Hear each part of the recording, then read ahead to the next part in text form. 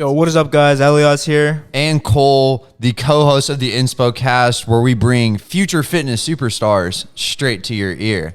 And before we get into our awesome guests for today, we want to let you know about all of our awesome guests and how you can hear about all of the awesome guests that we've had on here. So tell them where they can find us. Make sure you guys follow us on TikTok and Instagram. That's inspo._cast. And make sure you guys go check us out on YouTube and Spotify. And we're going to be also expanding to other platforms. On top of that, also check out InspoCast.com, which is our website. That is going to feature all of our social media links. It has a calendar with every single guest that we've had on there, description, and it will take you straight to the video. But that is all we got for shameless plugs. Without further ado, let's get into our guest for today. On episode 21 of the InspoCast, we had the one and only Jamison Braun, a 55-year-old nationally competitive bodybuilder and powerlifter, Lead Cath tech, and he's also a small business owner. Jamison Braun shares a lot about, how he got to the point where he is today in his bodybuilding career, the things that he has done with his mindset, and just, very inspiring stories and stuff like that. And also, in addition to that, sharing wisdom from the age of a 55-year-old perspective. So that is who we have on the podcast today. Get ready for an awesome episode. And without further ado, cue the intro. Liftoff. Start. 10, 9, 8, 7, 6, 5, 4, 3, 2. We have ignition.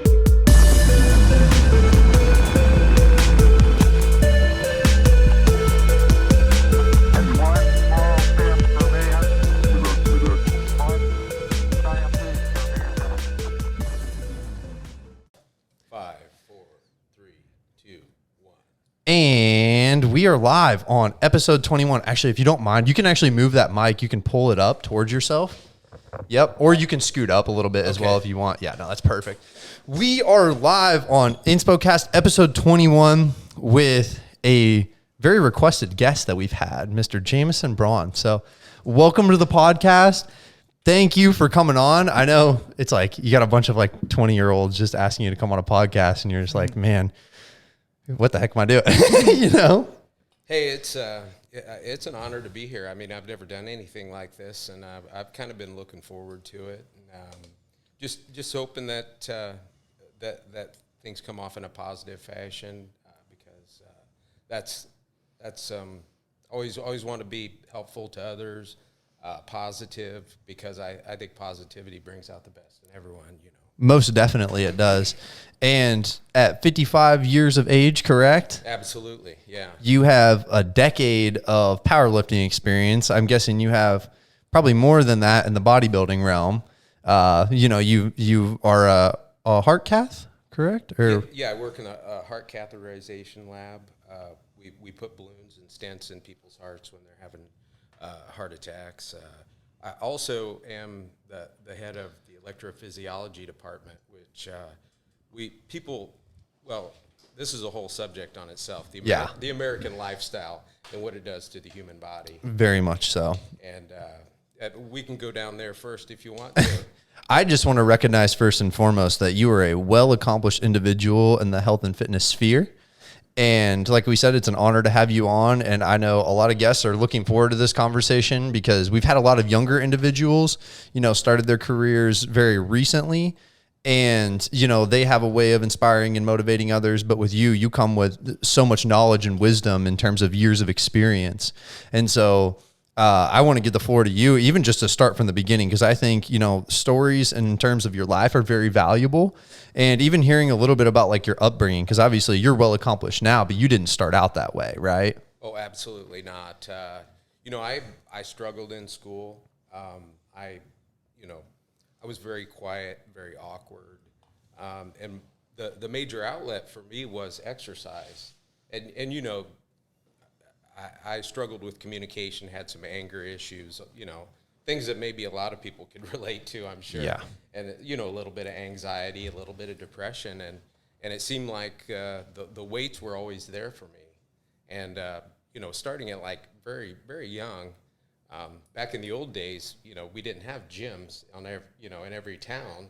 So you had what was called Sears back then, and you would get these plastic weights. It was like cement covered in plastic, and those were the weights that you used, and you asked for that for Christmas, and then you just started working out like in the attic or in the garage or whatever, and that's where I started actually.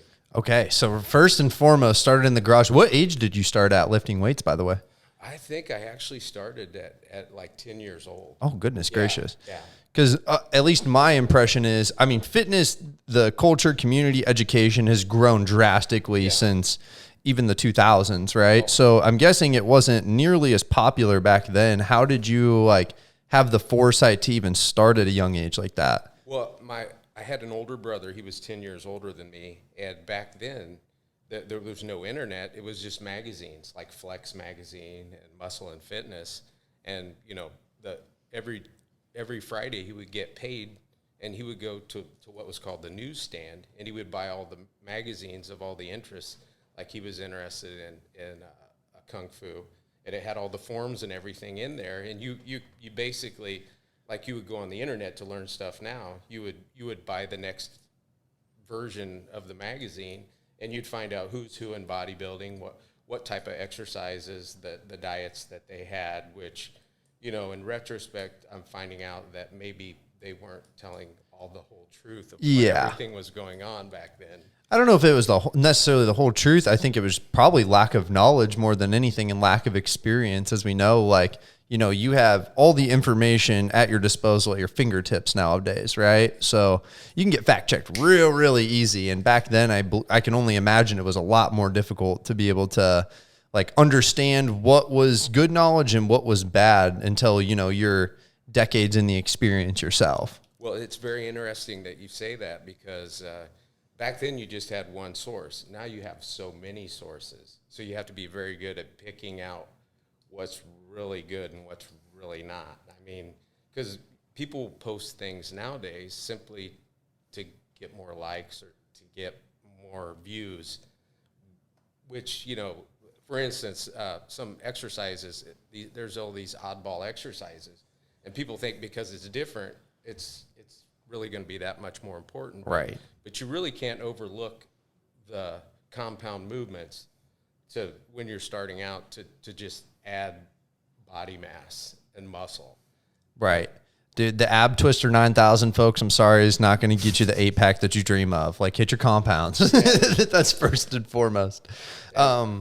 But obviously, so you started a lifting career at a very, very young age, and I can only imagine how that impacted you in terms of your development. So we talked in the gym a little bit. I know you said, I don't know if you said you came from more of a impoverished background. Yes. But I believe what you talked about was how you first started outside of fitness, just your life. Were you working in a factory? Is that what it was? Actually, yes. Once I was 20 or so, I got a job in a factory, and actually it's what's called Tyson now over in Logansport, Indiana, and I was happy just working there and doing my work and getting paid. I made a decent living at the time, and the factory closed down. I'm on my second marriage. My first wife divorced me, and I was like, heavens, what am I going to do with my life, And then I was like, I've really got nothing to lose. I've lost everything. I'm going to give school a try. So, like I said, I never did really good in school at all. All through high school, I think I knew in my head I was a poor kid.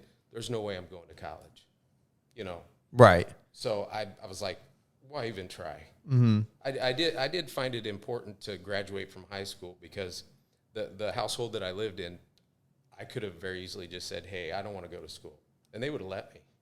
And just work in the factory or on the farm or whatever that job was. Sure. So I guess, by losing everything in your life, at least at that moment in time, you gained the foresight, or I guess what was your inspiration then for going to pursue further education? Honestly, I just thought, what the heck, I'll just give this a try. Okay. And, I actually had to go back to Ivy Tech for a while to actually learn the basics, math and science. And then I went to IUK in Kokomo, and that's where I really got interested in physiology and anatomy, and I really excelled at that, and I got straight A's. And then I applied to IUPUI, to the radiology program down there, and I got in because my GPA was pretty high. Believe it or not, some kid that graduates high school with the D's, and then suddenly I apply myself, and I'm like in the top of my class. So then, like I said, all I had was a car and a shirt on my back, and I started school. So I'm living in my car in the parking lot at IUPUI, and my instructors realized what's going on. They said, Jamie, apply to this job. I'm like, what is this, resident advisor? Okay, whatever.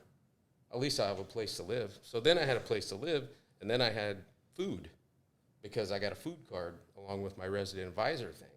So I really didn't enjoy that job much, but I enjoyed the fact that I had a place to live. And the first semester I slept in my car, and I would go into what was called the clinical room, and I would get cleaned up in the bathroom, and there was a couch in there, and I'd lay in there till I heard that my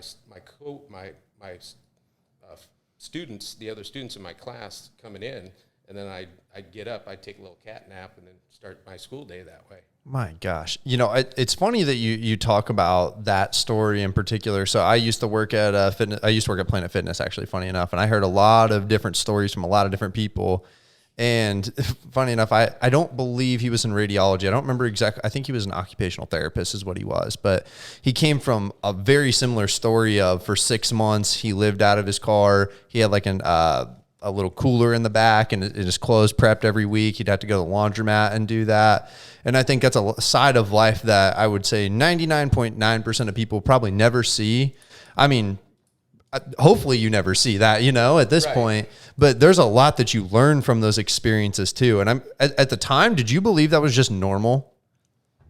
I didn't think anything of it. I just thought this is just part of what's going on. And, I'll figure out a way around this. And I'm pretty sure it started to look like it was meant to be. And like I was on a path to something special, and I figured I wouldn't be on that path, or I would be able to succeed at this path just because everything was lining up the way it was. Right. You battled probably even in that time. And I know throughout your years, you probably battled multiple accounts of adversity, but I would say, in those developmental moments when you're dealing with something like that changes the trajectory of your life. I know a lot of people, it's like they want to go out and start a business maybe or whatever, and then one roadblock hits them and they're just done, right? Yeah. So I think for you, it's given you the fortitude and the discipline and all those different things to be able to excel in all those aspects of your life. I can only imagine at least it was a contributing factor to that. Yeah, and you have to understand let's just say that you're a tightrope walker and you're working with a safety net, or you're not working with a safety net. Yeah, it's a big difference. I had no support team. I had no, hey, mommy, daddy, I'm having problems. Can you send me some money? If I screw up, I'm done, So it's like do or die. You are the example of the American dream, funny enough. That's really what you are. Even though you actually grew up in America, you weren't an immigrant necessarily. You dealt with all the adversity that you hear from all of the major success stories in life, that's crazy to hear to me, at least. That's the first time I'm hearing it. I don't know about you. It's insane. Yeah. So, oh my gosh. So I went on to graduate. Yeah. And I graduated the top student in my class. Did you really? Goodness gracious. So, and was that in radiology? Yeah, it's radiologic science, yeah. Okay, got you. So that puts you on the path to at least the start of success for you. I put success in quotes because success is relative to each individual, but at least for you, going from, in essence, nothing to at least creating something for yourself, which was, and everything in your life is what it sounds like was created solely by you. There was no other factors that actually contributed to the success of Jamison Braun.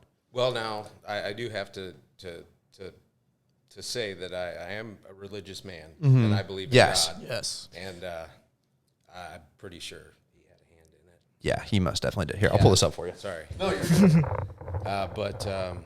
Interestingly enough, it's almost it's so funny, some of this stuff that's happened. Even like as soon as I found out, I was still living in the dormitory when I was interviewing for the job here in town, and I was driving back and forth. They let me stay in the dorm when I first started my job because I had nowhere to live. And but when I first drove up here, my car just died. It was on its last leg. And was driving here for the interview. My car just died, and I just pushed it off the road because I knew it was done. No way. Yeah. Did you just start walking from there, basically? I called my mom, and my mom reluctantly let me borrow the car to go to my interview. And then I talked to my grandfather, and I said, dude, I've made it this far. I need a loan for a car. Yeah. And he said, okay, let's go. Okay. Well, at least you had, yeah. So, if you were in dire need and you desperately needed it, it just seems like for you, you just didn't want to call on help. Like you. Well, no, I'm kind of proud. That's a good and a bad thing. Yeah. No, it's not a bad thing at all. I mean, it can come to a fault in certain instances, but I don't think in those instances where you're trying to develop a life for yourself. I mean, I'm prideful in some sense too, of like, that get out of my way. I'm going to do this myself. I think everybody, at least as males, we have that inclination, so to speak, right? And I didn't want to be a burden on anyone either. Mm-hmm. That's a big thing as well. Yeah. But anyway, so now you've talked about your upbringing from basically high school where weights were introduced, how you got into radiology. How did things develop for you there? One, in terms of your professional career. Two, in terms of your lifting career. Well, as far as I did a lot of on-the-job training in the Heart Cath lab, and that technology has evolved tremendously over the last 25 years. I've been doing that 25 years. I'm the oldest person on the team now, so it's really just the technology has changed, and actually the disease has changed itself too, because I'm seeing younger and younger people on the table with getting stents in their heart. People with more and more young people with diabetes, and the diabetes leads to the heart disease. Mm-hmm. And of course during COVID we had a bunch of young people actually just having blood clots get stuck in their heart, and we had to go in and retrieve those. I mean, it's crazy and scary. What do you think the contributing factors are to that? I think that the COVID had some sort, it caused issues with clotting. And if you already had some sort of other issues going on with clotting, I mean, well, we can talk about bodybuilders in general. Mm-hmm. We lost a lot of bodybuilders this year. Well, we all know that, bodybuilders take steroids. Okay, steroids cause your hemoglobin to increase, your blood. A lot of those guys, they talk about, I got to go get blood because my blood's getting too thick. Well, you add that on top of being, morbidly obese. A lot of people think that, it's all muscle, but it's still the equivalent to just being morbidly obese. It's just weight, right? It's just weight. Yeah. And then you add on top of that the fact of COVID and these clotting issues with already, you're trying to pump sludge through those blood vessels, and it gets hung up a little bit, and it just forms like a blood clot right there and stops, and then you're toast. I've actually posted some pictures on my Instagram of some of the blood clots we pulled out of people's heart arteries. I don't know if you guys see it. It's way back a little ways. Yeah. I'll have to go look through that and actually see that. But and so that revolves around the current issues. I know you said that over the years the disease has changed itself, correct? Absolutely. So when you're referring to that, what did it originally start as when you were first was it in the radiology department or the heart cath? Actually in heart cath, yeah. So when you were originally in the heart cath department, what was it originally, and now what is it transformed into? Okay. When I first started, we would see 60, 70, 80-year-old people. But, and pretty typical victims. I don't want to call them victims, but yes. Just people that over a long period of time, you're just going to develop diseases as you get older. Mm-hmm. Okay, but now I'm seeing, guys as young as 20, 30, 40, 50 coming in with, horrible heart disease, possibly needing a heart transplant, just because of the damage that's been done to their heart, and a lot of it is the process that occurs from diabetes, because once you get type 2 diabetes, you know all about the insulin resistance. You continually bombard your system with sugar, your body's just going to keep dumping insulin in. And just like any medicine, you heard people build up a tolerance to any sort of medicine.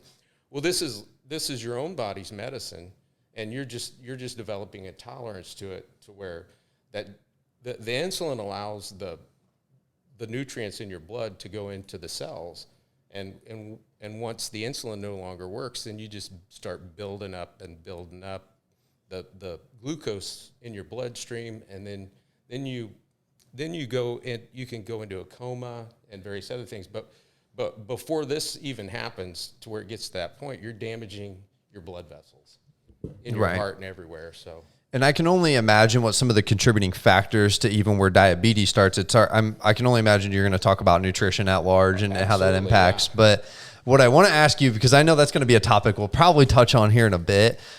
You learned a lot from the Heart Cath Lab, like actually in the field, right? And I can only imagine that actually impacted your fitness as well too, and how you looked at fitness. Yeah. And so obviously you started lifting at a young age, and I'm guessing you probably grew more passion and desire for that as you started to learn more of this stuff too, right? Of like, man, I really need to take care of myself, because if I don't, I know it's going to happen. So in your 20s, like what did fitness look like for you? In my 20s, I was very dumb. I made a lot of mistakes about fitness. My diet sucked big time. I mean, I was just so worried about putting on size. I was eating like a bowl of ice cream every night. Yep, I mean, typical. I was literally just, but the good news is you can get away with stuff like that when you're young, but it's some point before you get a little bit older, you got to make some changes, or you're going to have these issues I was talking about. And also you can exercise to the point where you can take away some of the damage you're doing with all that insulin and sugar too. But it was very synergistic. The exercise, working in the Heart Cath Lab, and they just kind of kept playing off of one another. And I kept trying to, I just felt like I need to learn more in this direction, and then I'd want to learn more in that direction. It just kept ping-ponging back and forth.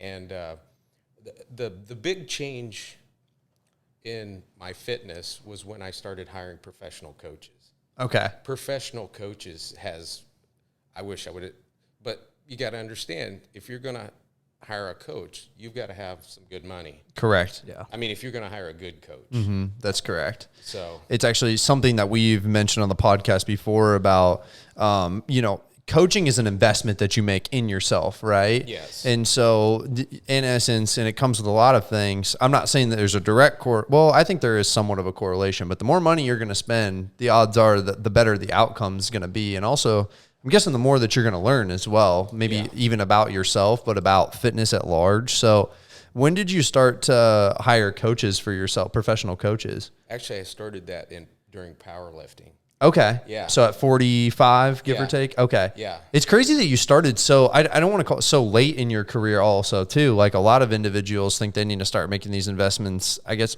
in their 20s. I mean, it's not going to hurt, but you've definitely developed more as you've gone on in time, which is pretty irregular, so to speak. Well, I'm kind of a thrifty guy, and I like to do a lot of things myself, and I finally realized I'm not getting any younger. I'm going to have to tap some of these guys that I know are very successful. And the first coach I ever hired was Eric Lillybridge. I don't know if any of your powerlifting people have ever heard of Eric, but he's one of the strongest guys in the world. And he squats over 1,000 pounds. And he grew up just up northern Indiana, Illinois. And of course, also up in that region is, he's from Quads Gym, Ed Cohen. Okay. One of the greatest bodybuilders of all time, which I think there was a little synergistic learning up in that area. So how did you get in contact with him initially, Mr. Lillybridge? And then what was your situation at that time? Why did you want to bring him on? And then what did he provide for you? Well, it kind of started, I used to work out at another gym, and I would run these, I would find these programs online, and I would run them, and I was getting stronger and stronger. And a buddy of mine said, dude, he was a power lifter. He goes, you you could win some powerlifting stuff. So I tried it for the very first time, and I did an Indiana NASA meet, and I got the state record for squat, I believe it was. And after that, I was just doing 5x5. I don't know if you guys know what that is, but I was 5 reps, 5 sets. 5 reps, 5 sets 5 by for 5, squat, baby. deadlift, and you'd start off at 70% of your 1 rep max, and you just add like 2.5 pounds for like 5 weeks, and then you'd deload, and then you'd start off 2.5 pounds more than you did, and then over a year's time, you'd put on some pretty good lifts, man. By the time you were done, and I was having some pretty good success on my own like that, and I was working with the UPA a lot, United Powerlifting Association, and he was really big into that with Dave Carpenter out in Iowa, and so I sought him out to get his program. It was an online program, and I would send him my lifts and stuff, and I made some pretty good progress with him. I mean, but powerlifting and bodybuilding, whole different worlds. Correct. For sure. So, what would you say are some of the most, because I think there's a lot of people out there that don't want to make the investment in a coach because they don't exactly know what they're going to get. They don't exactly understand. So could you kind of explain, like, by hiring somebody like that, what you're actually getting?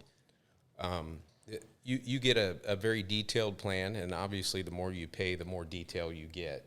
I mean, you can pay up to the point where they're giving, like for bodybuilding, a meal plan. They're telling you every exercise to take, every supplement to take. Depending on your location to that person, you can pay them to actually physically train you in a gym. So, I mean, it's all about how much money you have and, what your needs really are. And as far as bodybuilding, I actually chose a local bodybuilder to be my coach, Cody Losey. I don't know if you've ever I've heard of Cody Losey. Yeah, so I worked with Cody, and he was great for me. I would actually go down, and he would train. I could only afford him like one day a week, so I'd change body parts once a week. And then he gave me the whole program, what body parts to work and the diet, the supplements, everything. And, we did pretty well. We won some contests together. And then I was thinking, well, I wonder what it's like at the next level. So Cody told me what his coach was. And I know he was getting huge and looking awesome. So I'm like, I'm gonna figure out who his coach is. So then I found out who his coach was, which was Blue Taylor. And this guy is like, he's internationally known guy.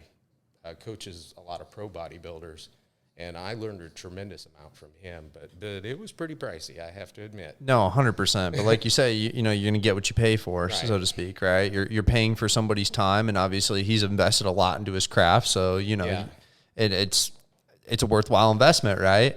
I know there's going to be a lot of people out there, very prideful people. I even think about myself sometimes that are like, yeah, excuse my language, man, fuck a coach. I don't need a coach. Like, I can do this myself. I can meal prep. I can make my workouts, whatever. What would you say to those individuals that want to take their fitness to the next level? I would say, I hope you have a budget. Look at your budget. See where your money's going. Is it really going into something that's really that important to you? So you believe it's more in terms of the financial side than anything? I think that, not necessarily. I've offered to train people for free, but it seems like if they have no skin in the game, correct, they never stick with it. That's correct. I mean, the only reason I'm even doing this show next weekend was because I was training a guy, and I said, hey, I know it's hard to have faith in the process, but I'm going to do this alongside you for a while and show you what can happen if you follow the program. Next thing I know, he's not doing the show, and I'm thinking, wow, I should just get on stage. So here I am. Man, so it just kind of felt like that. It was just like you had almost like a training partner, like an accountability partner, so to speak. And then you got so far, you're like, well, shit, might as well. And by the way, for the audience, this man is 1 week out from a show right now. If you can't tell already, he's bulging with veins. And I know he said he was looking small before this, but he's huge. You were looking absolutely massive right now. Yeah. Yeah, next weekend, it's the only pro bodybuilding show in the state. If you're a fan, this would be the easiest way for you to ever get to see the big boys. I mean, on stage. Whoever wins this is winning a trip to the Olympia. Ooh. Oh, wow. Okay, so this is big time. So we're talking men's open bodybuilding. Whoever wins is going to the Olympia. The men's 212 going to the Olympia. Women's bodybuilding, they're winning a trip to the Olympia. Whoever wins this. So this is a big deal for bodybuilding. Do you know any names that are going to be there off the top of your head? The Boogeyman's going to be there. Oh boy, Justin Rodriguez. I'm not sure. I wish I had made a list earlier. I'm kind of, believe it or not, I'm kind of brain fogged right now. I can only imagine with the amount of depletion. But there's going to be some big name guys there, and they want that spot. They want to go to the Olympia and get a chance to win on the big stage, and they're going to be giving it their all. Let me just tell you. I'm curious because you've been how long have you been involved in, I mean, obviously powerlifting. I'm not as familiar with that, but I'm a lot more familiar with the bodybuilding spectrum. How long have you been in this bodybuilding sphere and community? I started bodybuilding when I was 50. So at okay. a very late age. My very first contest, I came in second place. And just like everything else in life, if you have a little success, boy, does it suck you in. And next thing you know, I was like, I want to do more. I want to do more. And then, I was doing all the shows and it was taking up, it takes up a lot of time, and it's kind of a selfish sport. So that's why I really wasn't even planning on doing this. And I have a shoulder injury that I need to get taken care of. So after this is over, and I really wasn't planning on this, but maybe it's a godsend that I could get my little taste of fame for a little bit, And then I have so many other responsibilities. I'm a business owner too. Correct. I have family, a wonderful wife, Lisa. Oh man, I couldn't have done any of this stuff without my wife. She is an angel. I mean, she is an angel. She's a wonderful partner in our business. I mean, I wouldn't be where I am without her. Okay. I have a lot of questions based off of that conversation. The first one I had revolved around the question I just asked, which was, who are some of the coolest people you've been able to get in contact with through being in this community and actually, stepping on stage? I'm guessing probably at these shows you've been able to meet some really cool people in the process. So even talk about some of those encounters first. Let's see. There's some local bodybuilders. Will Cottrell. Yeah. Yes. Great guy. I've competed with him, and he's just an awesome dude, hardworking guy, family man. I can't say enough about him. Chris Cleffinger. I mean, a lot of people know Chris, and he's an old time bodybuilder from a long way back. And some people like him, some people don't like him, but I think I see him for what he is, and I see the good in people. I see diamonds in the rough. I see the good in people. You find what you go looking for, and I like Chris. Cody Losey, he's a very influential bodybuilder in this area, believe it or not. And I like to think that I call him a friend. Those are the ones that come to mind first, local guys. Just talking to and building a relationship with Blue Taylor. Yeah. I mean, he worked under Hani Rambod, so he wow. learned from Hani was his coach when he became pro. So he learned a lot of those same techniques, and uses the FST7. I'm not sure if many people know about that, but they attribute that to Phil Heath and Jay Cutler, winning the Olympia and putting on all that size. I'm actually not super familiar with it. What is it? It's called fascial stretching. The theory goes that your muscles will never get larger than the membrane that contains them. Okay. Fascia. So the idea is to get the biggest pump that you can get, and do exercises that do stretching to stretch that fascia and that the muscle will fill in. And I actually use those techniques a lot. Okay. Wow. Because I can only imagine by being in contact with some of these, you know, very influential figures in the bodybuilding sphere that you've accumulated a lot of knowledge yourself. I mean, it shows in your physique, but also I see you in the gym and I see you talking to, well, just about everybody, which is not a bad thing by any means, but you know, the knowledge that you bring and the knowledge that you share is very impactful. So thank you for that. My second question was going to be, you know, I think about bodybuilding as a sport. And like you said, you know, it takes a lot of sacrifices. And you talked about, you know, how awesome your wife in this situation was. But I'm curious about what real-time sacrifices you've had to make to be able to pursue this. I mean, you called it like almost like a selfish career in bodybuilding, but you know, for you, it's that self-satisfaction and I'll call it almost self-glory, right? Like what sacrifice have you had to make to try to like achieve that for yourself? You know, it's really hard when you have to go out with friends or your wife and, you know, you're sitting there drinking non-sweet tea while everybody's, you know, having a beer. I do like a beer, but you know, or eating cheeseburgers or, you know, family get-togethers and you know, everybody cooks good stuff, you know, the Easter candy, you know, Christmas candy, depending on the time of the year or birthday cakes and stuff like that, you know. It's funny, food. I was hearing like an Arnie's commercial the other day, and it was like the one thing that brings people together, Arnie's. Yes. And I thought it was cheesy at first, but I think there's something true about that. And food really does tend to bring people together. So on top of the fact that it's like, you know, you're at these gatherings and you can't eat this food, it almost takes away from that experience, so to speak, too. Yeah, it does a little bit. And like the other day, we were getting our butts kicked at work, and we didn't get a lunch break because we were so busy. And the boss said, "Hey, we're going to get Jimmy John's. What do you guys want?" And I'm like, "Oh, I can't eat that." You know. Yeah, it's like, sorry, bud, I can't help if I that. could just run to the microwave and heat up my chicken and broccoli. Yep, that's the truth. But you know, those. You know, sometimes that's hard. Like if you're really hungry, and you know how it is when you're getting hit hard with some stuff, and you just need some comfort, and people go to food. Well, that's not an option when you're on this path, you know? Correct.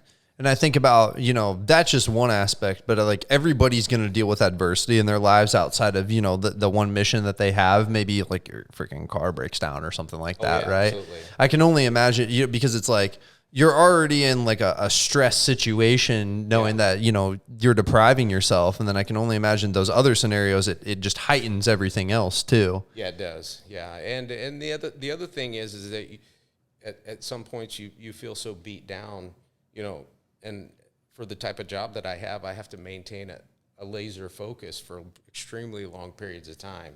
And it's like, I don't know how to explain it, but you know, you're just fighting to make sure that you have every detail and you're picking everything up because you know you're worried because you do realize that you're in a depleted state. Mm-hmm. So it's like you turn up the motor a little more so you can make sure that nothing gets by you. And that's where caffeine comes into play. To a certain extent, but if you drink too much caffeine, you can't fit those tiny little wires in those little catheters. Though you'll be going. So it is just this game of mental fortitude and mental discipline and prep constantly. Yeah. I mean, I've been through like a self prep myself. I think everybody here in the building today has been through their version of a fitness journey. And I think all of us have experienced all the things that you're talking about to different degrees, obviously. But yeah, no, that's crazy. Like I said, you were a beacon of inspiration to everybody out here. You just made me think of a really funny story. What's that? This was back in my powerlifting days. Okay. You guys up for this? Okay. I'm ready. Okay. It starts out very sad though. Okay. My grandmother passed away, and I was leading up to a powerlifting meet in Aurora, Illinois, and I was like, okay, I'm not going to do this. But then I got to thinking after my grandmother's funeral, she would have wanted me to do this. Mm-hmm. Okay. So then I'm back to, I got to drop weight. And I got to drop weight fast. So I'm like super deprived. And the weigh-in is in Aurora, Illinois, which you kind of go through the suburbs of Chicago. Okay, so I'm like looking like the Unabomber. This is wintertime. I'm all dressed up. My wife's in the passenger seat, and I'm like spitting just to get rid of more fluid from my body. I'm spitting in a can, and I'm driving through these toll booths with the heater turned all the way up.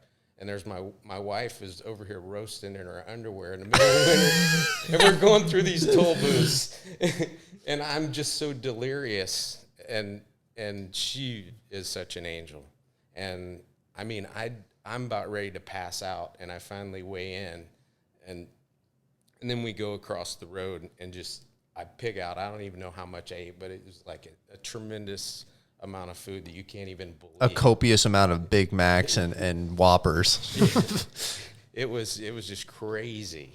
But I was literally almost ready to pass out, and we got lost, and I was being belligerent, and I apologize, Lisa, but yeah, I just can't imagine what that toll booth guy thought. You know, here's this guy in a hoodie, you know, and here's a woman in her underwear, you know. You know. I bet he probably thought it was a pretty good situation, man.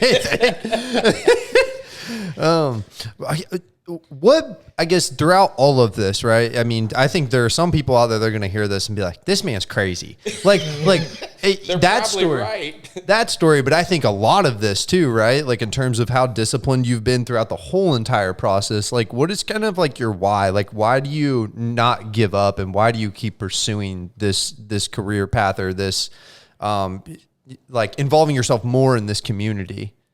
You know, I wonder that myself, and I must have been born with something in my internal. That's all I can figure out. I think, you know what, going back to the beginning of this conversation, I think how you dealt with adversity when you first grew up, and especially, you know, coinciding with what happened in college, that could be a huge contributing factor for why you were just so disciplined and so dialed in constantly. Because I just know there's so many people, it's like this lack of attention span is constant, right? But when you're in high stress situations, you know, your focus level is like constant, nonstop. I can only imagine when you were in college, it was just like, dude, I got to do this every single day. You know, wash, rinse, repeat. Let's do this.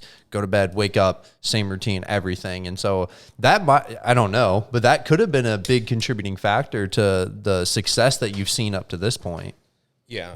Certainly, I've dealt with some things that were very undesirable growing up, but I definitely would not be the person I am today if they didn't happen to me. Absolutely. So I'm not telling the audience out here, go deal with adversity, but just tackle the challenges you have in your life head on and try to, you know, with all your power, do it yourself, but also do it with full awareness and full intention. Yeah, I'd say that's for sure. And sometimes if you don't deal with things, they multiply.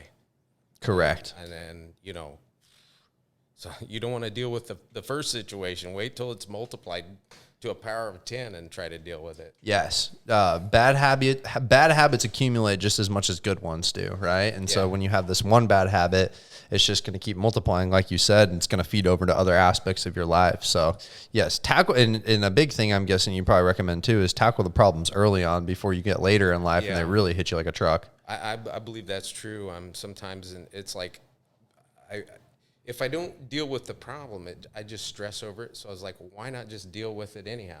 Because, you know, you get to sit there and stress over it, and then before you know it, you're depressed or something, or you're anxious all the time, just worrying yourself to death. It's like, okay, here's a problem. Boom, let's deal with it. Exactly. Yeah. Are there any like undesirable habits that maybe lingered on farther than you wish they would have, and it actually did cause you problems later down the line? Well, obviously, I have addiction, a tendency towards addiction, and you know, if I wasn't doing this, I might be doing some things that were less productive. Let me just say that. Yeah, no, absolutely. So think of fitness as kind of like your outlet to almost replace that desire, so to speak, right? It actually, it doesn't leave you instantly gratified. It leaves you satisfied. Yes, and the other aspect is that, you know, I'm sure we all deal with conflict each day, and you know, you can take that conflict and you can mull it over in your brain, and you can lay in your bed and think about how this or that happened and it was wrong, or this or that, and after I leave the gym, that shit's all gone. And especially when you push yourself in the gym too. I mean, it's one thing to just go in there and go through the motions and do that. But when you're in those states, something that we've talked about before is like, you know, filming yourself in the gym. There will be instances where like, you know, you come in with this plan too. Like in your head, you know what you want to do. Like just as much as an addict, like I'm going to quit today. And then you have that cigarette at 2 in the afternoon, right? Or whatever it is. And like with filming in the gym, it's just like, oh, I'm going to go film myself in the gym today. But then anxiety runs over you and you don't film. And then when you leave, you're just like, man, I can't believe I just did that to myself. It's like, I hear a lot about a lot of people, the reason they do not achieve the level of success they want is because of lack of respect for themselves. Just as much, you know, it's just like, if you had a friend there with you, you know, you have the respect to him. You know, if you made that commitment to him that you were going to film for him, you're going to do it, right? But if, you know, there are situations where you say that to yourself and you don't do that, right? And that's when you feel the worst as an individual. But even if you were halfway through that workout, right, and you finally decided, you're like, you know what, I'm going to film this. And then you do, and, you know, you have a great workout afterwards. Those are the times where you feel like the most fulfilled. Absolutely. Yeah. So it does pay off for sure. Yeah. I want to talk about, so, hey, and thank you so much for sharing as much as you have so far. By the way, we are going to leave Mr. Jamison Braun's Instagram down below. He posts all of his physique updates on there. Like he said, even parts of his professional career too. Yeah. Yeah. Even, you know, blood clots I pull out of people's hearts occasionally. Man, it's crazy. But he is a beacon of inspiration in the local fitness community, one. I mean, I've been seeing you in Vasa for, man, I've been there for a little under 2 years now, but I've basically seen you there ever since. And you've been nothing but a positive force in that community. So make sure to go check him out on social media. Also go vote for him on Men's Health as well. When is the running for that over? I think it's in another 6 to 8 days. I'm not sure how that's all working out. You know, I get people tell me all the time, oh, if you give me this money, I'll get all my people to vote for you. And I'm not sure if that's kind of, if that's something I want to be involved with, you know, paying people to win a contest, you know? Yeah. Yeah. A little call to fashion show. I'm yeah. Yeah. So I entered into it not realizing that. Like I said, I'm an old guy. I don't understand all this stuff works, you know?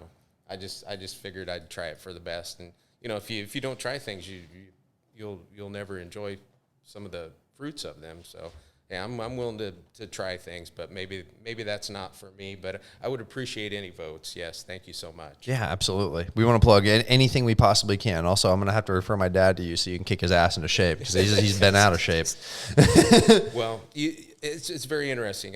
You know, I look at a bunch of guys out online as far as health goes, and I'm not sure if you or any of your people know what metformin is, but that's a drug that type 2 diabetes people take. Well, recently I saw some literature that says that if you take a 10-minute walk after each meal, it's the equivalent to taking metformin. Mm-hmm. I mean, do you know the Rhino? He's the world's strongest bodybuilder. I can't think of his name. I just know him as the Rhino. He does the vertical diet. Okay. But he's the one that came out with that. Yeah. Stan Efferdine. Okay. Yeah, yep. That's what I was going to say. Yep. I'm sorry. No, I've seen. Like I said, I'm brain fogged. So. No, you're good. I've heard a lot about the vertical diet model. I don't know if you've ever heard of a guy named Derek from More Plates, More Dates by any chance. Absolutely, yeah. He's a big believer in the vertical diet model, and that's actually how I heard about Stan Efferdine in the first place. Sure. But I wanted to hear about, you know, you've talked now a little bit about like proactively taking care of your health in terms of like, I mean, hey, you could just take 10-minute walks instead of, you know, taking your diabetes meds. Going back to what we talked about when you started your career, you talked about how like things have advanced in terms of the disease, and there's a lot of contributing factors to that, correct? Yes. Now, from your expertise, what do you believe are the main contributing factors to a lot of heart disease, to the diabetes, and then what do you think are the preventative measures for the younger audience out here? Well, I don't want to leave out just stress in general. I think stress kills people. Mm-hmm. I mean, you know, if you're in a constant state of fight or flight, you know, eventually your body is going to start to break down. I mean, you've got to get good. You need to get good sleep. You need to get good nutrition. You need to be active, and you don't have to like eat like an extreme bodybuilder diet or anything. But but try to eat complex carbohydrates, or be good throughout the week. Reward yourself on the weekend with a cheat meal or, even a whole cheat day. But as long as you're exercising and eating pretty good throughout the week, it's all about balance. I mean, you don't have to do what I'm doing and be extreme to be healthy. I mean, for most of the patients that I see that are sedentary, I just ask them, man, this is once you get the stent, they think their life is great till they get that stent. They find out they got heart disease, and they're like, wow, I need to make some changes. I'm like, well, you're kind of getting a second chance here. I would recommend that you do cardiac rehab, which they start working them through the insurance company at the hospital. They'll put them on the treadmills and start working them out. But just 30-minute walks, 3 to 4 times a week for the average person is going to keep them out of the hospital for long periods of time. It doesn't take much. So the first thing is aerobic exercise is what it sounds like. Yes. And it's not like you got to go sprint on the treadmill for 45 minutes. It's even just getting up, getting active, creating blood circulation throughout the body, correct? And just 10 to 15 minutes. I actually heard a really good analogy. I've said this on the podcast before, but it described 2 different scenarios. It was one individual that decided to pick up the healthy habit of walking 10 minutes a day after dinner. And the other one was an individual that decided to start baking for 10 days, right? I heard that. And we talked about exponential growth when it comes to habits, right? If you make one small change every day in a year, it turns into 37% increase in growth. Absolutely. And so, maybe even in a year, I think it was 6 months, they saw no growth. Like it was like, maybe a 5-pound difference between each of them, which, I mean, you could lose 5 pounds in a day, or when you sleep or you shit on the toilet, right? Absolutely. But when you look at the long term, you looked at 18 months, it was like, the one individual that was walking every day had lost like 10, 15 pounds, also started walking with his wife, growing a better relationship with her. Whereas, the guy baking started to bake a lot more. He put on 15 pounds. And then by the time you look at 5 years, it was like the dude that was baking was in like a terrible relationship with his wife, divorced, severely obese. The guy that started walking 10 minutes a day was running half marathons. He had the best relationship with his wife ever. And I'm not here to say like, you just walking is going to make the best life ever, but like the small marginal, like positive changes. Cause I think all of us have a moral compass that knows like, hey, this is good for me and this is bad for me. And, when you listen and more to the inclination of like the good side, if you do that consistently, good things are bound to come your way. Absolutely. And that applies across the board to everything, really. Mm-hmm. You just got to get yourself moving in the right direction. And you don't have to like propel yourself to the moon right away, but you just start moving in the right direction, What do you believe are the positive habits that you've developed over time that contribute to your success in terms? I mean, I just think about your cognition, like how you talked about your intense focus in the job. I don't think you would have that level of focus if you wouldn't have taken care of yourself nearly as well in your fitness, correct? I bet there's a lot of people in the job. I mean, hell, they might even just fall asleep on the job or something, right? Yeah. So what do you believe in terms of all of your life are these disciplinary habits that you've implemented that have impacted your life positively? Well, first of all, you have to care. That sounds crazy, doesn't it? If you don't care, I mean, you can always tell in a group of people if something's going on, the people that care about it. And the people that care about it usually act in some way if they care about it. So, if it's something you feel passionate about, then you should pursue it because, that's your passion, that's your dream. And then I worry about people. I talk to so many people. I go, well, what's your dream? And they're like, I don't know. Like, well, you'll never live out your dream if you don't even know what it is. Mm-hmm. And I was like, when I was a kid, I dreamed about like being a millionaire. I dreamed about being a bodybuilder on a stage. I mean, I dreamed about these things. And I'm a business person owning land, and I don't know how it happened, but, I started with a dream. So what advice would you have for people that like have the dream but don't know where to go? Like what to start? Well, first of all, don't give up on your dreams, mm-hmm. and always keep looking for ways to reach your dreams and opportunities. You always have to be, a part of your brain always has to be alert to opportunity because you should never let opportunities go by. Correct. because it's just an opportunity for somebody else if you don't take it. It's funny. I want to relate this back, what you talked about passion and this dream, so to speak, right, to a previous podcast that we had with a brilliant mind that I got a chance to work with. His name's Brendan Hillary. I mean, have you heard of 5 Star Nutrition before, like the local supplement shop? Oh, yeah. So I worked there for a number of months. I worked there for about a year and a half. I was in management. And I think part of the reason I even did that was because of this guy named Brennan. So he's been in the company now for about 5 years. He's 25 years old now. You know, he basically went straight out of the military, straight into there. And he learned a lot. But I asked him a little bit about passions, and he told me, in essence, like, you know, a passion isn't something that just like flops out on the ground and just lands in your face. And it's like, this is your passion, you know? Yeah. It's like you have to go develop a passion. Like I thought about it as when I started at 5 Star Nutrition, you know, the job is in essence like helping people, giving quality nutritional and just health advice in a condensed format, right? And instead of going and, like you said, you know, the internet's at our disposal, but you got to be like very selective with the information you seek. Absolutely. Instead of that, if you just have somebody kind of navigating you in the right path, it like bypasses all those things. Like that's actually a really good resource for the community. So by the way, go check out 5 Star Nutrition. I love plugging them, especially for beginners for sure. But like, I remember when I first started there, man, I was just like, man, I could do better things. Like I could go start my own business, blah, blah, blah, whatever. And he really pushed me to be like, you know, this is a place for you to develop as an individual.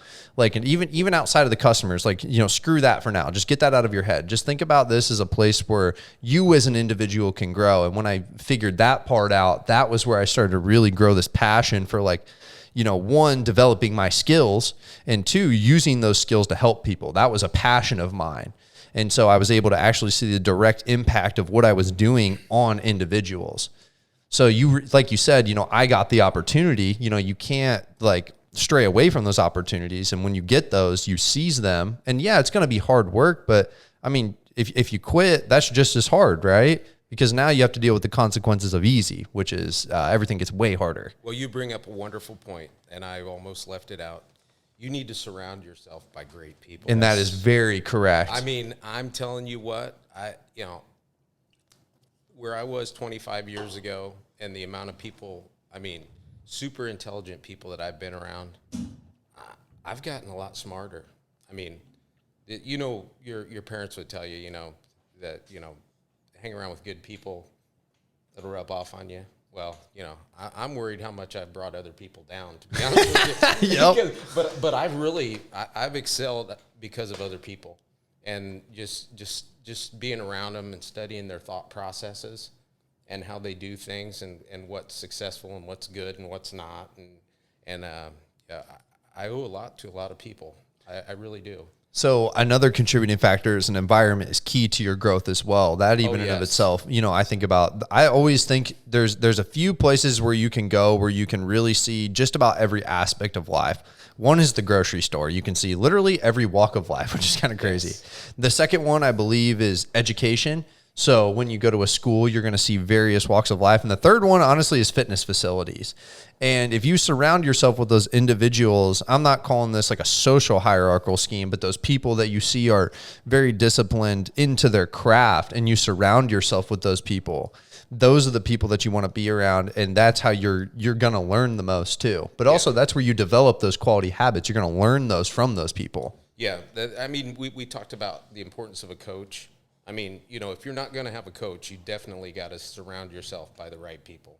I mean, that it's just a must. Absolutely. Yes. So obviously, you know, developing a passion, and I think we've gone on I don't want to call it a tangent. Nothing is ever a tangent, because the best conversation happens actually when you go off the rails, is what I like to say. But developing that passion, surrounding yourself with like-minded, I don't even call like-minded individuals, you know, just people, really good people that have really good qualities, right? Yeah. In a sphere that you enjoy, right? But outside of that, what are other habits that you've developed that have contributed to your success? Discernment is one. You know, sometimes you gotta be able to make quick decisions. You know, is this for me or is this not for me? You know, is this lining up with my goals? Is it not? You know, and you can't waste time. And you know, people are going to ask you to do a lot of things, and you're going to have to tell people no, and you gotta say no to the right things.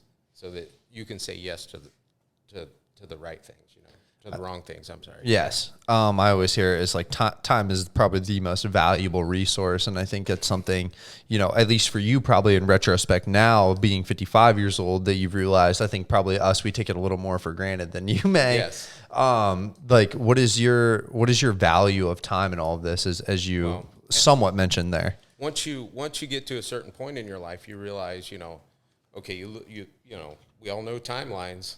You know what the statistics are. 55 years old.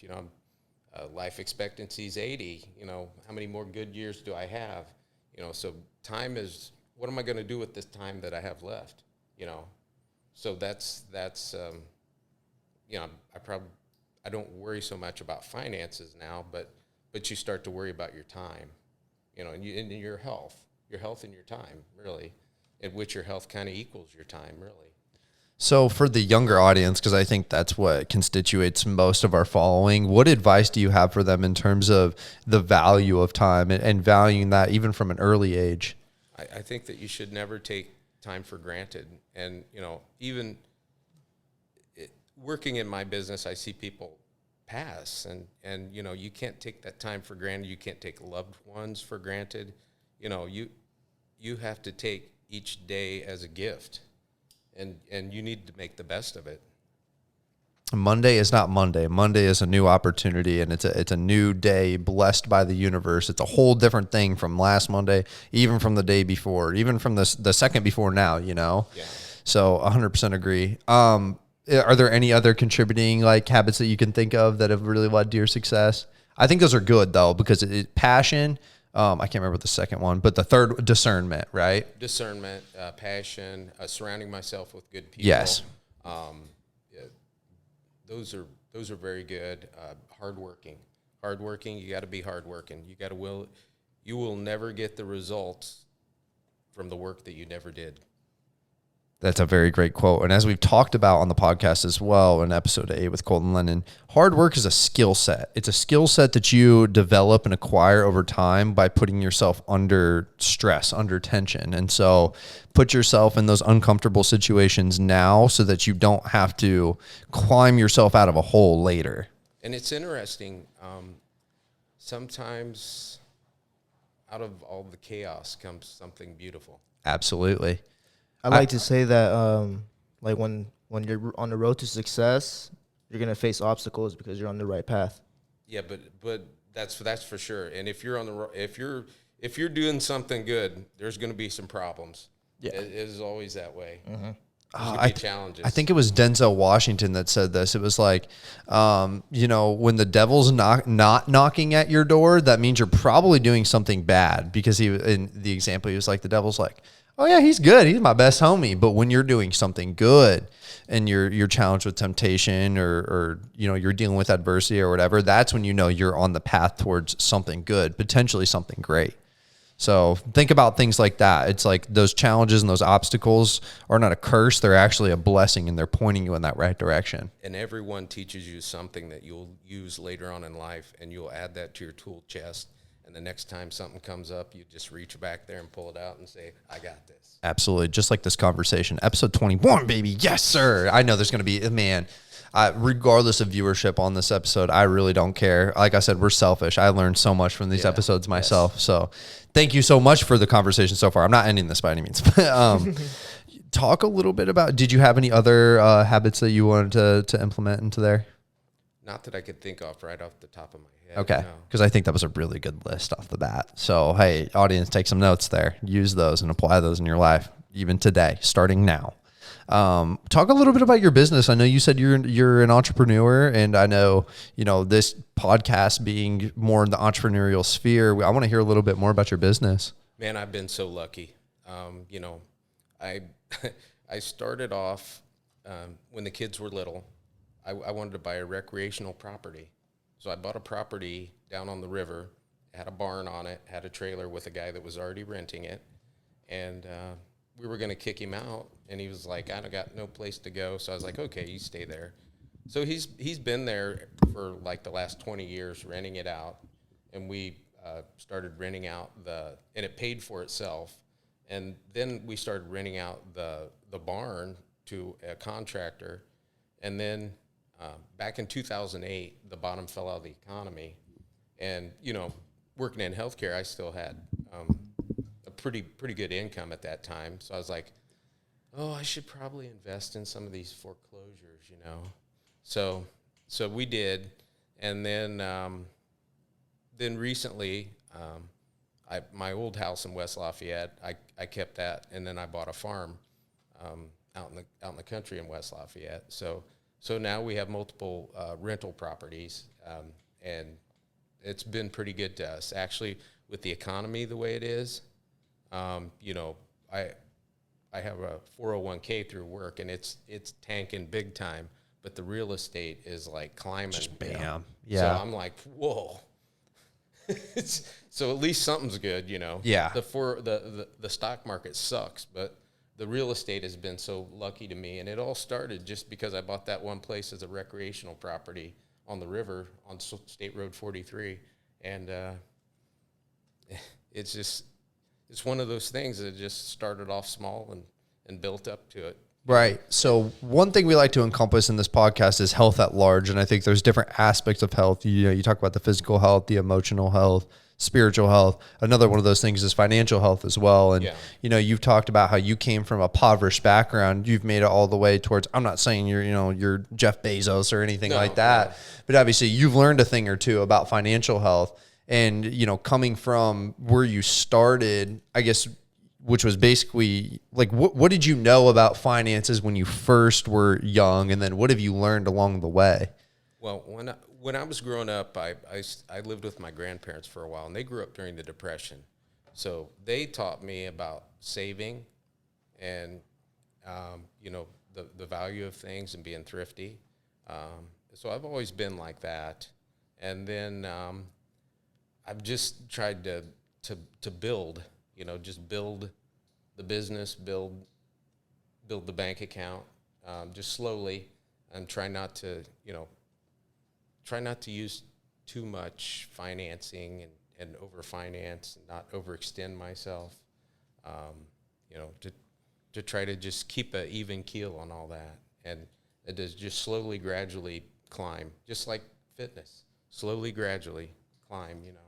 I think there's a lot of people out there that just they lack patience for sure. And I think a lot of people, you know, they want the get rich quick or whatever you want to call it. Like, what advice do you have in terms of staying patient and staying consistent? I can imagine, you know, in that realm of health that we're talking about. You just have to be persistent. And persistence over time pays off. Hard work over time pays off. I mean, you're not going to go out and work your ass off for a week and be a millionaire. That is correct. I mean, you're going to have to do it for a long time, and you're going to have to always be on your toes, and you're going to have to always, you know, not take things for granted. And as the opportunities come, you've got to take them, and you got to have good discernment. You got to, because there are so many scams out there, people trying to take advantage of your mental need to get rich quick. They're trying to take advantage of you. I can definitely agree. I've seen a lot in terms of, you know, crypto and NFTs and a lot of, call it the new way of investing, so to speak, a lot of scams in that regard. So yes, there's really no get rich quick. I think everybody's pretty evident of what the best or the optimal financial investments are. I think, you know, a non-renewable resource is land, and you really can't go wrong in that regard. Yeah, and you know, if you want to invest, don't invest with somebody on Instagram. Yeah. Find a local professional. I mean, why would I just don't understand these people that think that somebody's just going to hand them over a bunch of money on Instagram. They don't even know them. They can't even see them, you know. You know it's a scam. Don't get taken. So reach out even in your local area to professionals that have, you know, I think your track record, so to speak, is a big thing. So seek after individuals that have a really good track record and take advice from them. And people that, you know, want to maintain a good reputation in town. I mean, if they're not, that was the word, reputation. If they're local, their reputation is going to be their whole business, really. So you need to have a face-to-face with somebody, you can't do it over the internet. But I'm just like, I think people are getting taken by this stuff. I'm pretty sure they are. Like I said, I'm an old guy. I don't understand Instagram, but I can discern that pretty quick. Yeah, no, 100%. Elias, I know you have a hit list of questions for our man here. I want you to go through some of them. All right. I'm curious, how does it feel to be on stage? Like, what's the feeling like? It's really crazy. Once you get up there, it's like endorphin city, but there's fear at first. I remember the first time getting up there, I was so freaked out. And then my coach told me, he said, just remember, you look better than 95% of the people out in that audience. Don't you worry about it. So, and then once people start yelling and screaming, and then you just kind of get into it. And then it's kind of addictive after a while. You kind of like it. Yeah. What was the reasoning behind getting into bodybuilding? Like, was there like a mental aspect to it? Or?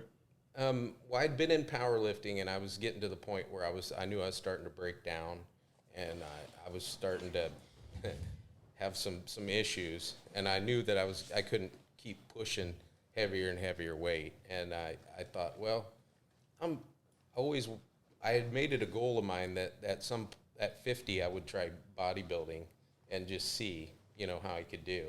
And then, like I said, I had a little bit of success, and I got sucked in, and here I am. I have a question really quick, and then you can go back on your list. One thing I believe that we touched on before the podcast even started, it was like, hey, we can get into this in the podcast, and I want to touch on this is body dysmorphia, because you've been on the stage multiple times, and I even heard a quote the other day. It wasn't even a quote. It was just kind of a story of like Chris Bumstead even deals with body dysmorphia, and he's like one of the largest dudes on the planet, So what's been your experience with body dysmorphia, and like how have you overcome those battles? Because I know even now that's something you're dealing with. Yeah, even now it's so freaky, man. I when I walk around, I don't see myself, and I just feel like I don't look so great, But then, like, somebody will video me at the gym, or I'll take some posing pictures, and I look at it, and I'm like, holy cow, I think I don't look too bad. So it's just like, but then you go, if you haven't seen the pictures in a while, or you haven't posted anything in a while, then you start feeling down on yourself again, and you just don't realize, I don't know, it's like your brain can't accept you. Right. And I have two follow-up questions. One, where do you believe, in a general sense, because a lot of people deal with this, where do you believe it stems from, one? And then what advice do you have to individuals to at least keep yourself at bay or even overcome those situations of body dysmorphia? Well, there's some that are extreme unhealthy, like anorexia, and you definitely got to get some help for that. Correct. I mean, you got to get some help for that. And but as far as myself, I'm not sure where it comes from. I just, as weird as this sounds, I just feel fat. Fair enough. When I'm not looking at myself to see that I'm not, I feel fat. Okay, interesting. Is that weird or what? No, I feel it's that not too. weird. Yeah. I think like a lot of people go through that. Yeah, just when I'm not actually looking at my body, like I'm looking straight forward, I think, oh God, I just feel fat, It's like this mental image, like you can recognize maybe in your head, you have this vision of like what your best physique ever's been. And if you're comparing yourself to that, which self-comparison is a big thing too, try and do your best and do your due diligence, not to compare yourself to others. But I think even when you're comparing yourself to yourself, it's like, man, I could do better too. Like I've been at a better point. Like I know I can achieve this. So I think that even is an aspect of where it stems from. Yeah. Yeah, that very well could be too. And then you really get some weird ideas in your mind when you're this close to a show. Oh, yeah. I mean, you get some. That's why I'm coaching myself for the very first time, and I'm worried about myself. Just that I'm going to get some weird idea and do something drastic before the show, and think I can eat this or something weird like that. Like I have dreams that I woke up in the middle of the night and like ate a cake and a bunch of cookies, and I wake up going, "Oh my God, did I really do that?" I've had dreams like that before. I definitely feel you there. I'm like looking at my belly. I go get on the scale. Like, oh no, we're still lean. We're good. Do you think that's from your like hunger hormones or? I don't even know what it's from. I do know one thing, like people that have that bariatric surgery, they can't do that until they start seeing a therapist. So there's something about your mind and body change that needs intervention, I think. Apologies for the brief interruption there. It was a good time for a bathroom break anyways, eh? Yeah, the battery exhausted, RIP. But we were touching on the topic of, I believe it was body dysmorphia. Yes. I believe that's what you were touching on. Man, I can't exactly remember what we were even talking about there. Just we were talking about just the fact that you walk around and you're not looking at yourself and you feel fat, like you're fat, but then you look at the picture and you're like, man, I look pretty shredded, but when you're not looking at yourself, then in your mind you're walking around just thinking you're fat. It's crazy. No, it actually is crazy, and it's a very common problem amongst. I mean, it's very universal. It's weird. We talk to a lot of people from around the country. We do a lot of virtual podcasts too, and the things that you learn from fitness and also the bad traits that you pick up are pretty universal across the board. Which is a very interesting thing as well. I think that's why a lot of people get invested in the fitness community. They see growth and also the connection in the community that can be brought up upon all of that is it's pretty crazy. It doesn't matter where you go. You can find like-minded individuals in terms of fitness anywhere. Do you think though that people are trying to attain a certain look? Yeah. Because it's a look that is actually that society desires, and that everybody's in search of that.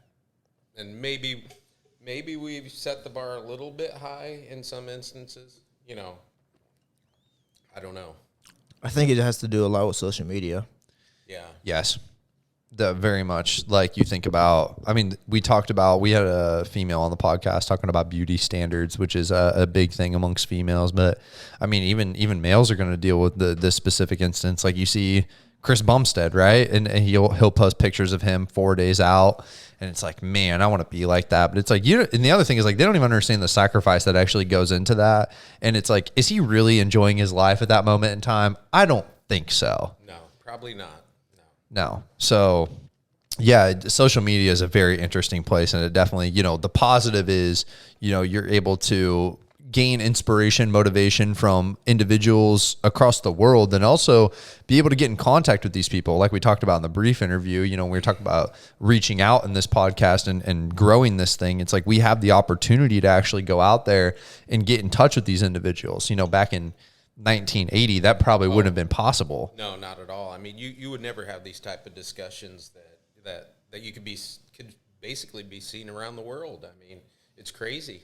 But there are definitely, with the pros, always come the equal amount of cons. And right. Like we talked about, it's this idealistic looks and, and part of it probably being body dysmorphia. Do you think it was a prevalent thing when you first started in fitness, body dysmorphia?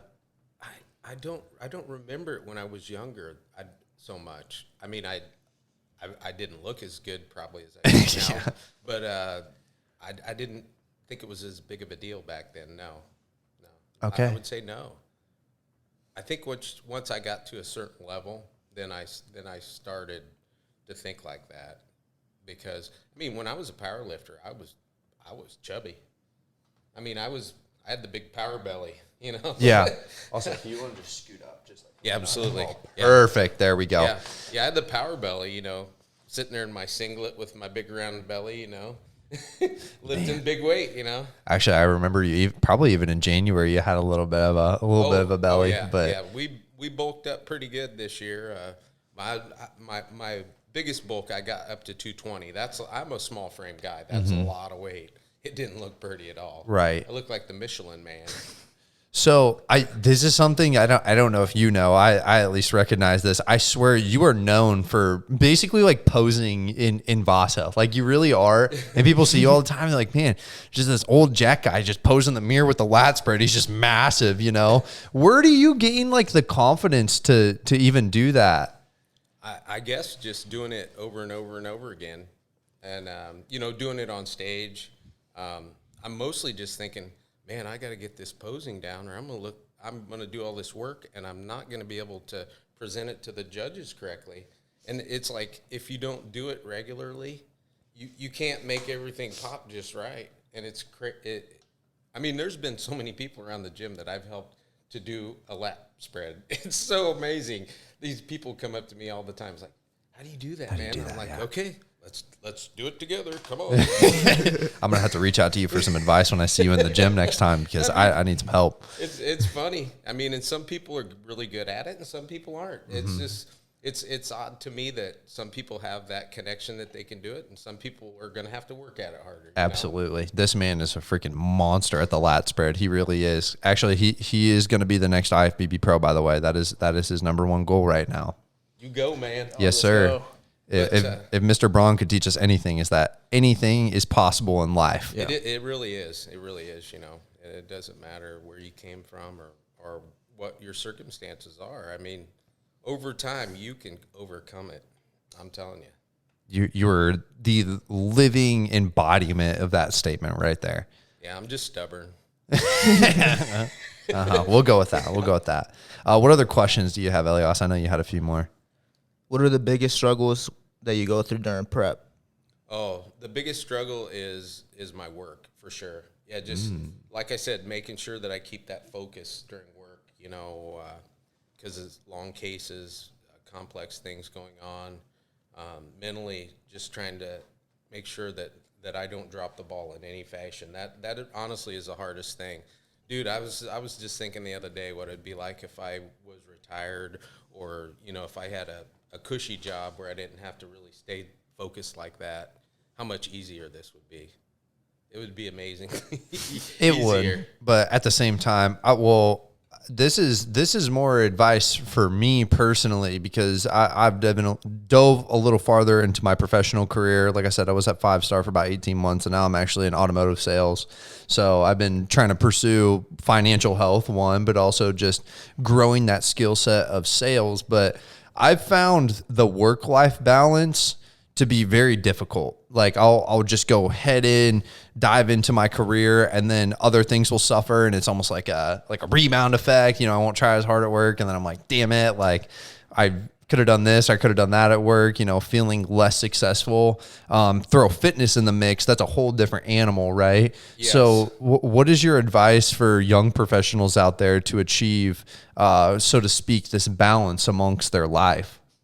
Well, I think that the younger generation actually has something that I don't, and that they focus more on the work-life balance than my generation did, and I think they're onto something, and I want some of that, because I think I didn't have it, and I wish that I would have. In retrospect, that's one thing that I really wish that I would have done better, because it was like, okay, you're going to work, you're going to provide for your family, you're going to build something, you know, a business, and then once that started being successful, then I focused more time and energy onto the exercise and stuff. And once the kids grew up and moved out, you know, so. But I think that the younger generation has a better handle on that than my generation, and I think you guys do better at that. Okay. I think you guys, as far as the job market goes, I mean, that's the number one thing that the people that are looking for a job are looking for. They're looking for a work-life balance, and that's your generation, I think. So I don't think my generation was like that. Okay, interesting. I actually think there is some truth to it. I actually switched career paths quite literally for that reason. I make a lot more money now, and I work a lot less. At least in terms of like focus and intentionality in my work, I don't have to apply nearly as much as often. And that's been such a positive for just my overall well-being, for sure. And it's impacted other aspects of my life positively. I'm curious, you know, being older individual, being raised in a different type of culture when you were younger, what do you think are the things that this generation, the 18 to 30 year olds are missing out on that the 45 to 70 year olds have? I believe there was a study done. It was called the Marshmallow Study. Have you ever I heard like of it? this already. Nope. Okay, these children, they were followed into adulthood, and it was about delayed gratification. and the children were given a marshmallow, and they were told they could eat it. Okay. They were Okay. told, you know this? Yes. They were told if they didn't eat it, They got would two get marshmallows. They'd get 2 marshmallows. Yep. They followed these people into adulthood, and the people who delayed gratification were way more successful than the others. Mm-hmm. So I would say, based upon that study, that, you know, putting off immediate gratification for something bigger is well worth it, and it's a good personality trait for success.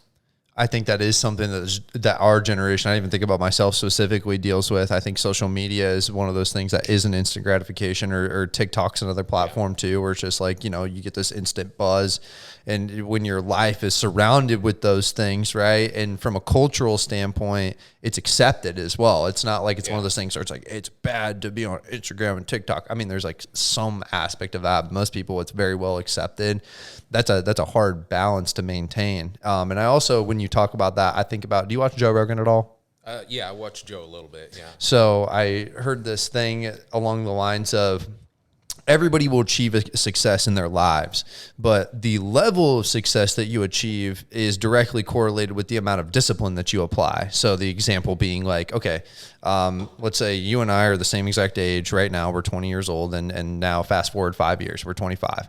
And for you, you know, in that 5 years, you were 5 to 6 days a week in your training. You know, you were 80 to 90% consistent in your nutrition. You know, your overall physique is going to be very well developed. Whereas myself, let's say, you know, I only went, if you average it out, I only went to the gym 2 to 3 times a week.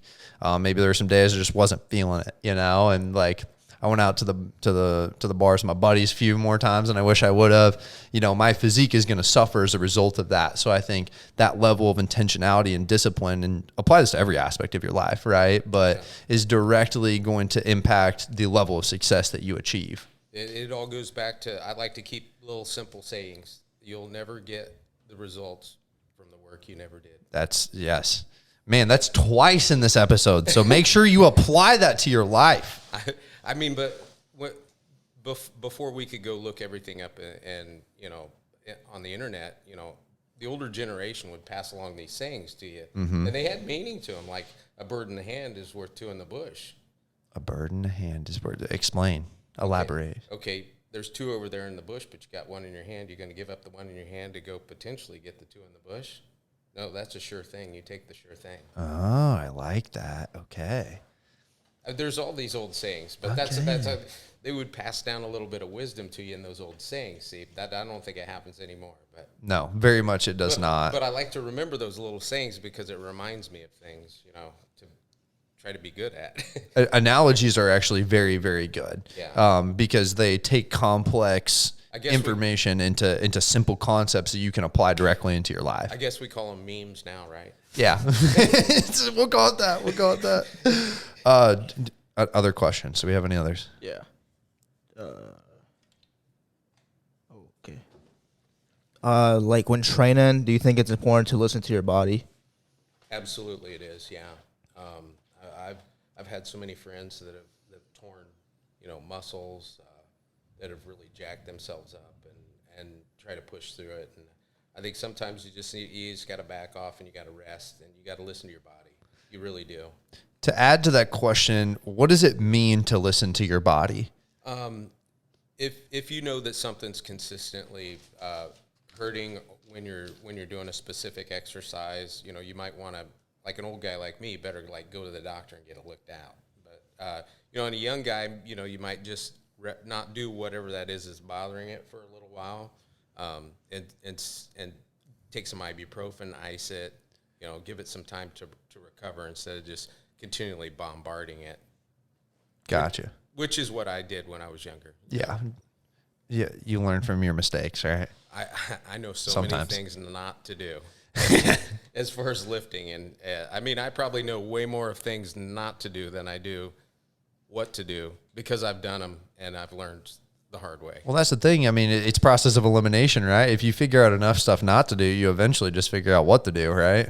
Yeah, but there's a better way. Yeah, there usually is. I mean, I think there's a better way to do just about everything in life, right? Sure. Yeah. Yeah. You got any others? I just had one and went away.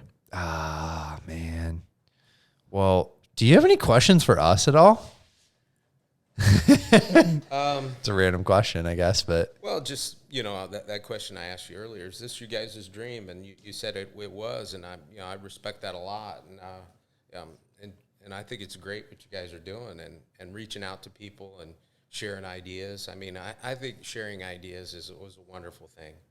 we appreciate that. I think just to let you know a little bit more about the podcast, because I mean, when you first came on, you're like, well, I don't really know what to expect, but now you have a better idea. And honestly, this is how we formulate most of them, right? I think we start at the origin of an individual and then tap into what that person's expertise is. And I think for you being having 55 years of life experience, that has you have a lot of contribution to the fitness community. And that was the reason that we wanted you on in the first place, because I mean, I know there's an audience for this, whether they be older, whether they be younger, it really doesn't matter. There's life lessons throughout this whole entire conversation. And it's really, at the end of the day, documenting, I call it like unsung heroes, like individuals in this fitness community that honestly should get, I do believe you should get a lot more love than you even do. You know, I think you, and that's the cool thing about this, being able to create a platform where we can like raise your voice, at least long-term, that's the vision, right? Yeah. So no, and thank you so much for coming on in the first place. And also just, you know, respecting what we're doing too. I know we've had individuals that have been like, nah, fuck you guys, I'm not coming on here. You know, and it's like, hey man, you're going to win some, you're going to lose some. Well, you know, I'm always trying to help people if I can. And I think that's why I'm supposed to be on this rock, is to try to help people in some fashion. You know, I have a little bit of success, but maybe my success is so I can, you know, help other people. So, you know, if there's anything I could say or do, or, you know, in this to help somebody, I think it's all worth it. So. And it is. And I will tell you, you know, we get messages all the time, individuals listening to the podcast telling us, you know, how grateful they are for us. We talked about this, and I believe not this past podcast 20, but I think it was episode 19, where we talked about an individual that reached out to us and was like, hey man, I was 280 pounds.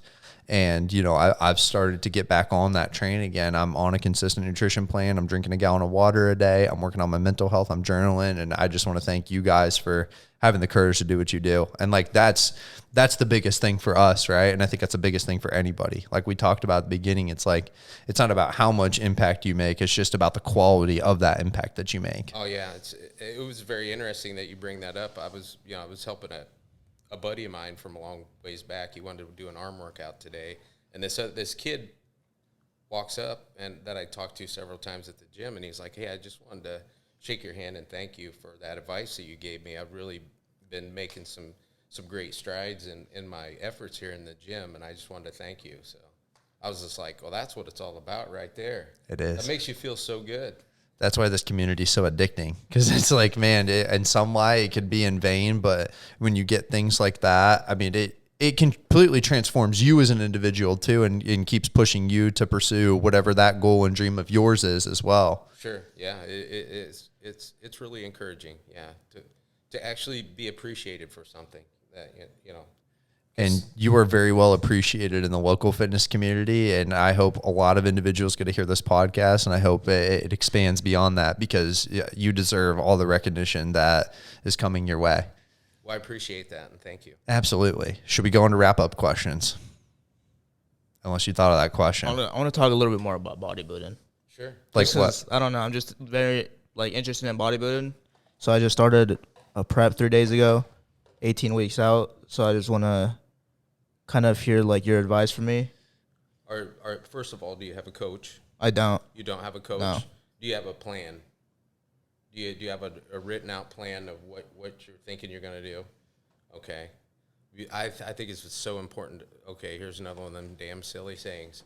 Okay, failure to plan is planning to fail. So I think you need to come up with a plan for these 18 weeks and maybe try to get some feedback from some people on where you are now and where you're looking to be, where you're trying to compete. Are you trying to compete at classic bodybuilding or both, or just one? I think classic. Classic physique, okay. Actually, no, bodybuilding. Bodybuilding, okay.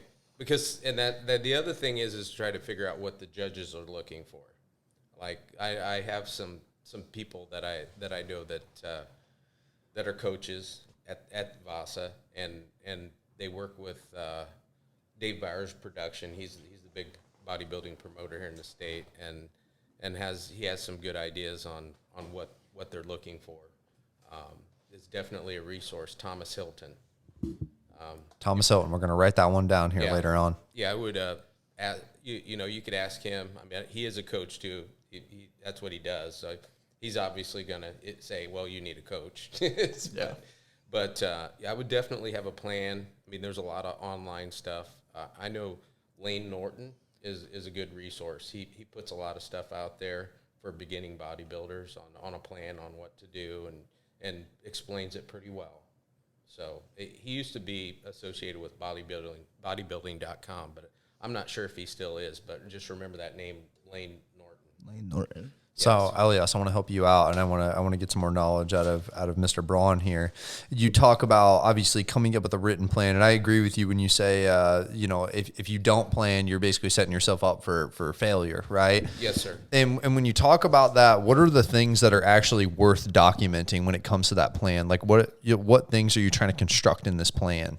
Well, as far as your bodybuilding goals, I mean, you probably want to go for a specific look, so you're not really going to know what your weight's going to be. So basically, I would say you're going to change your diet, and you're going to pull carbs over that period of time to basically, in the end, when you're getting very little carbs, but you got to keep your protein up. So I guess I would need to know what your daily protein consumption is. It's 250 to 300 grams. Okay. So, and do you know how many carbs you're getting each day? Anywhere from 200 to 400. Okay. Well, as you get closer to the show, you're going to either have to consume less calories, or you're going to have to burn more calories, or you're going to have to do a combination of both. Yep. So you have to for me, it's less painful to cut the calories than it is to try to burn them all. But then there's some theories on that macros are not just macros. Protein is actually a gene signaler. So that's why a lot of bodybuilders, they eat a ton of food and then they do cardio, because what the gene signals is mTOR, which this is getting pretty crazy for most people probably, but mTOR is actually where you have protein synthesis. And actually the high protein diet with an excess amount of calories triggers that, which, puts more mass on. So that's another thing to consider is, you want to maybe keep those calories high to try to maintain as much mass, but then you're going to have to burn off a lot in cardio. You're going to have to do 2 a day. You have to do fasted in the morning and after you lift. I do that year round. I do 30 minutes in the morning, 30 minutes after lifting 6 days a week, off season or not. It's just lower intensity.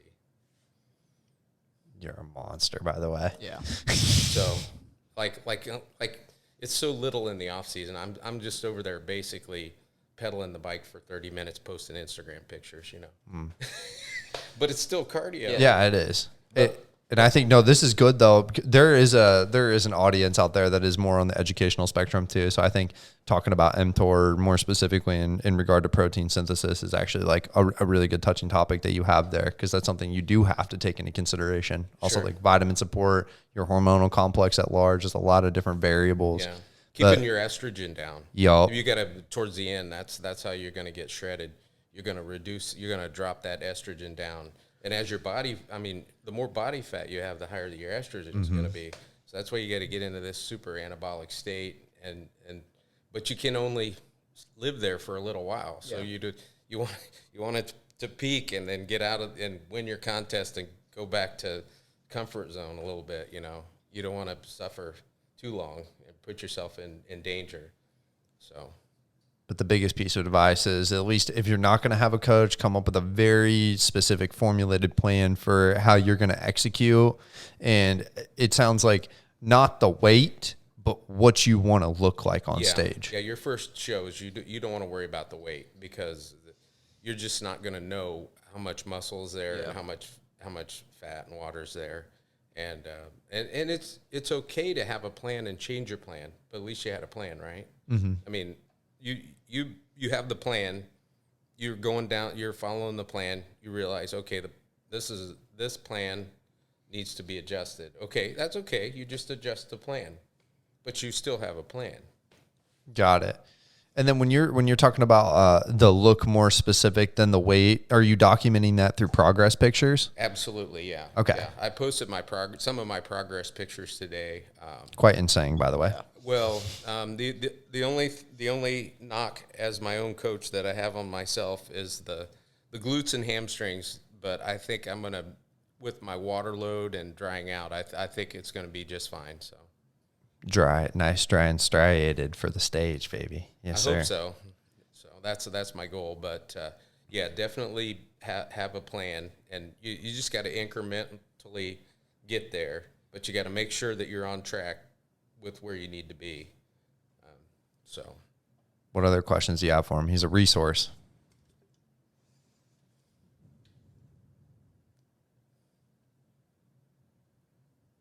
But the mTOR is a big deal. A lot of people don't understand that it's actually a gene signaler. It's not just macros, So How many meals do you think I should be eating a day? I would try to eat 6 meals a day. Yeah, I try to do that. Divide everything up. I mean, there's times when I'm getting up to pee at 2 a.m. and I'm eating the last meal because work happened or something happened. So I'd prepare everything on usually Saturday or Sunday, have everything good to go, measured out, because there's just no time during the week. So what are the little cheat codes like that? Obviously, meal prepping is bound. That's almost like planning, right? Creating your success for the week. What other little life hacks do you have like that contribute to success during the prep? Let's see. You definitely gotta plan everything out. I mean, you got to have everything organized. You got to have all your supplements organized for the week. You got to have, basically everything has to be so regimented. It's like crazy. But it's like clockwork too. It's like clockwork. You got to, but life throws curveballs at you. So we go back to that adversity. So then like I said, you got a plan. Okay, this happened. Okay, I've got to make an adjustment, and it's stressful, but you have to do it because failure is not an option. Right. I like to, there's only so much time on the table, especially when we're talking about a prep more specifically. And, that one fuck up, so to speak, that you have now is going to set you back. I mean, even potentially days. Yeah. Like, for example, I take call during the night. There was a night the other night where I had to work like all day, all night, and then all day. Well, I'm not sure if you guys realize what cortisol. Yeah. Cortisol. My body was so stressed out. I put on like 10 pounds of water, and I hadn't had any sleep, and I was just dragging. I was like a zombie, and that's literally why I take the week off before the show, is to get rid of the cortisol. I mean, I've just knowing that I don't have to go to work this week, I've started like peeing off all that water. Just because I was under so much stress. And I will tell you that if you are under a lot of stress, take 500 milligrams of vitamin C with each meal, as long as it doesn't give you the shits. Okay. But it fights off the cortisol. Interesting. Yeah, little life hacks like that. That's actually really nice to know. Vitamin C, yeah.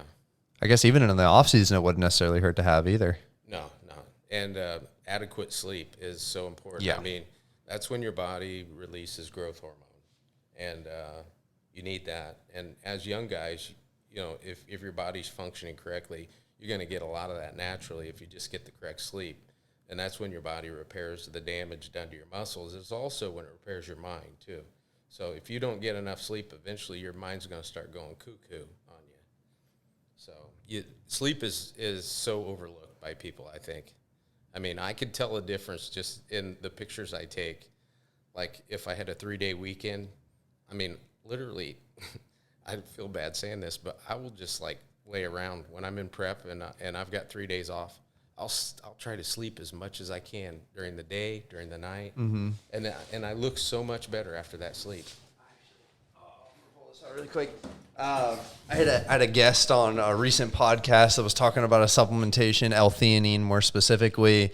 On here it says promote relaxation and stress support. I actually know it's a part of a lot of pre-workout mixtures, funny enough, and it almost like mellows out the jitteriness from the caffeine. And so he was like, take about, for me, you got to figure out what the dosage is. But for me, in this instance, it was another individual. I take 600 milligrams, and it actually helps me get in that calm relaxation state, actually promotes a better REM cycle for me more specifically. I believe he was like tracking his sleep too and actually seeing the numbers. So I have been trying this as well. And actually it's been doing a lot of wonders for me when I wake up in the morning. I feel like, sometimes you wake up and you're like, dude, I do not want to fucking get out of bed, but it's been a lot better. It's been like, oh wow, I feel like I actually got a good night's sleep. I'm dreaming a lot more. Like it definitely has been an improvement. So there's a lot of minor tweaks that you can make like that are going to make a big difference. Yeah. If you realize that you're dreaming, then you know you're doing good. Yep. Yeah. So that's how I tell a lot of times, oh, I was dreaming. I must have been sleeping good.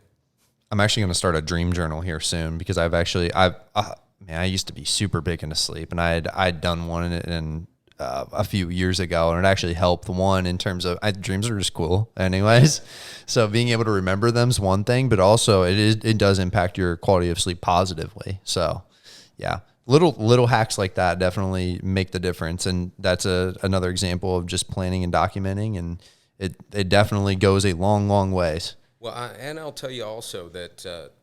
There's a lot of little details. We call them hacks or whatever, but all these little details add up to something very substantial. Correct. And it's, I never mentioned, but I used to drag race, and I used to drag race cars, and my engine builder told me that. He said, I could do this or I could do this, but if I do all these little tweaks, like polish the rings and the cylinders and everything, it'll make so much more power, and it did.